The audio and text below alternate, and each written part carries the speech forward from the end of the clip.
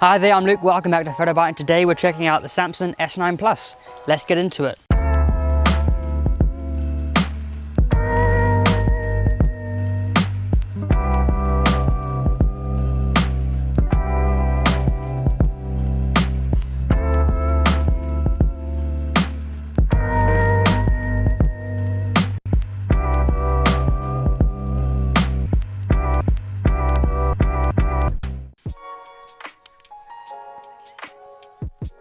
The Samsung S9 has been out for a while. We currently have the S9 Plus, and the main features we are really caring about are the cameras on the back. Both of them are 12 megapixels, but one has a 24mm equivalent and one's more of a 50mm equivalent on the back. So it does have a dual camera system, but only in the S9 Plus. With the S9, you'll just get the 24mm without the other one. Both of them do feature the dual aperture, which is only on the 24mm, which means you can go from f1.5 all the way down to f2.4. What this enables you to do is get a bit more of a depth of field, but it also helps on the low light shots. So what it can do is move up the aperture to allow more light into the camera, thus allowing you to shoot in poorer lit conditions. It's a really useful tool, and we can definitely see this being implemented in other cameras in the future. I'm just happy that Samsung has been the one that started it, and we'll probably see the trend with other brands as they come out in the not so distant future. On the video side of things, you can shoot up to 4K and 60 frames a second on the S9 Plus, which is absolutely incredible, and you're still getting optical image stabilization, which is another perk that you don't see in many phones these days. So we're very impressed by that. Also, Samsung was boasting their 960 frames a second, which is, well, it's impressive. We'll show some of the video alongside as I'm talking about it, but you know, using this kind of footage, it may seem like a gimmick, but it can come in use. It's nice just to have a bit of a laugh with some friends, or maybe you're a serious filmmaker. It's nice to have this on you, just so you can take a quick snap and then share it. So it really is simple and easy to use. They worked really hard in this phone to make the cameras as good as they can be, and we're going to find out today if they really are being pushed to the limits. But from the initial inspections of what we've been playing with, we're quite impressed, but we'll see how it handles today in the real world and see what issues we may come across and see how it handles those issues as well.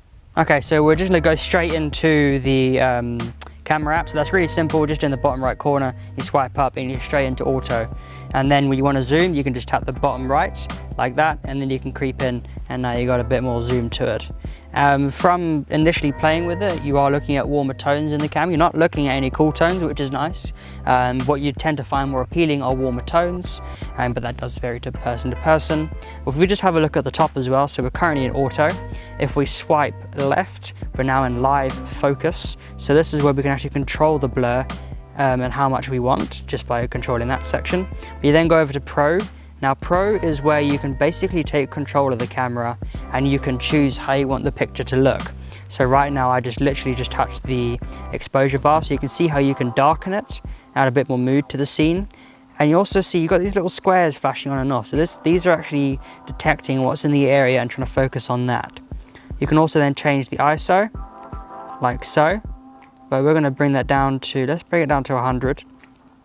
Now this is the interesting bit. So currently we're on f2.4. When you drop below 100 lumens of light, it will automatically switch in auto to 1.5. So what we'll do is we'll just tap on there, 1.5. But you see how it changes. So 1.5, 2.4. Oh, they're quite small. I wish they would make the buttons a bit bigger. f1.5. f2.4. So you can see the difference plain as day, how that's going to affect your picture. You can then change how the picture is actually going to come out in terms of the colors. So we can scroll along here and we can actually select, and we can change the tone of the picture. So we want it to be a bit warmer, we want the tint to be a bit more magenta, we want quite a bit of contrast. Right now we're getting quite a warm picture. Saturation, I'm going to leave it as it is. And then we've got highlights, you can bring the highlights out or bring them down. I'm going to bring them down a bit. And then shadows, we can bring those out a little bit like that. So we can actually save these tones under the tone options. So that's tone 1. So what I'm going to do now, I'm just going to go in here, tap 1.5, I want it to be a bit brighter. We're then going to have a look at white balance. So we have a few different options. We have sunny, let's go back into it. We have sunny, cloudy, luminous, incandescent. So you got all the main white balance options that you would normally see. I'll leave that on auto. We don't have any contrast control because we're controlling all three: ISO, aperture, and shutter speeds. We don't need to change anything. So from there, we're just going to take a quick picture like that, silent. There we go. And now we can actually look in on that picture. We can see how clean it is. And I have to say, it does look really nice. What's really pleasant about this area as well is the way the leaves are broken up. So you've got these almost like bokeh-like circles. So it's really working in our favor to get a nice little picture.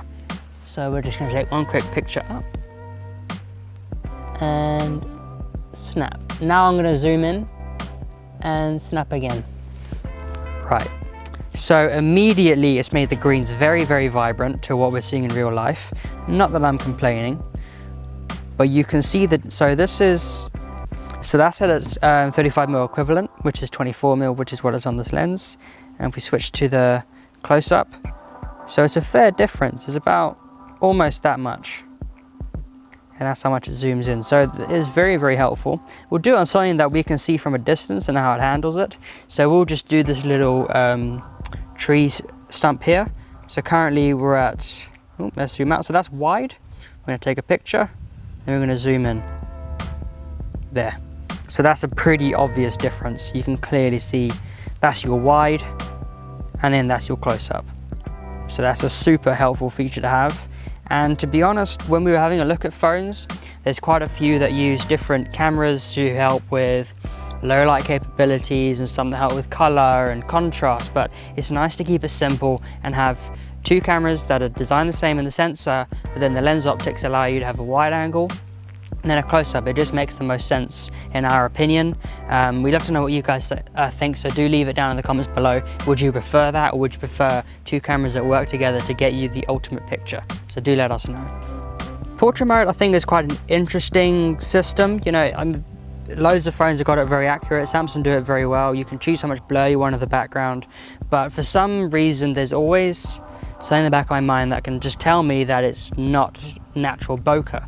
And I know you can't get it in cameras this size because of the sensor, so I understand that.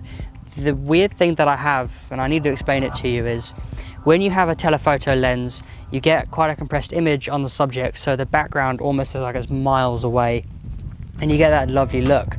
But when you have that lovely background bokeh on a wide angle lens, it doesn't sit right in the head. So you end up having a really wide angle shot and then like telephoto bokeh blur. And it doesn't quite marry up to looking natural and looking pleasing to the eye.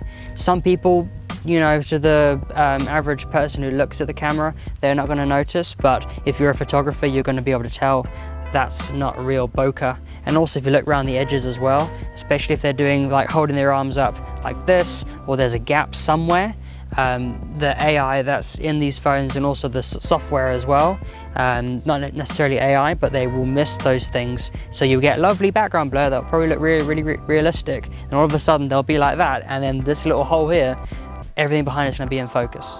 So there's things like that that need to be worked on and need to be learnt, and the only way to do that is through AI, which is what we're seeing at the moment. Huawei are doing it, but we may see it in Samsungs, we may see it in iPhones coming out in the future, but at the moment, you know, it's a good thing to have a play with.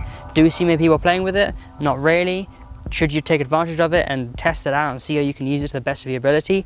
Go ahead. This is what's going to make you a better photographer, and a Samsung S9 Plus is definitely going to get you closer to learning about photography and getting better results with your phone. So that's our review on the Samsung S9 Plus. If you guys have any questions, leave them down in the comments below. Don't forget to subscribe, and as always, my name's Luke, this is Photo By, and we'll see you next time.